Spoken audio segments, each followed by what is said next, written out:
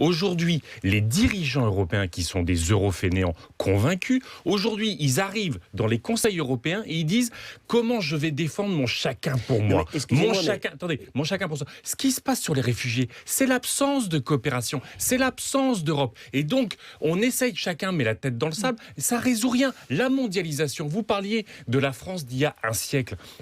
La mondialisation aujourd'hui, si l'Europe n'est pas un vecteur de régulation publique internationale de la mondialisation, on va tous être balayés. Est-ce que c'est ça aujourd'hui l'Europe ? Non.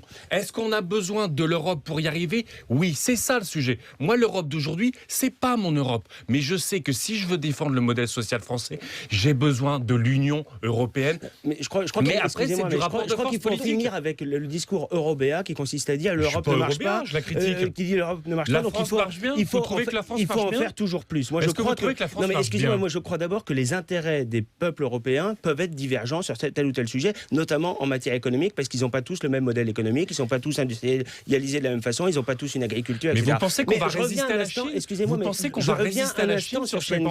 Excusez-moi, mais Schengen, on nous l'avait vendu comme un espace de libre circulation à l'intérieur des États membres, avec une maîtrise des frontières extérieures. Il n'y a aucune maîtrise des frontières extérieures. Les frontières sud de l'Europe sont de véritables passoires, donc naturellement, les peuples européens, les pays individuellement, essayent de protéger leurs frontières intérieures. Et là, la Commission européenne intervient en leur interdisant de le faire.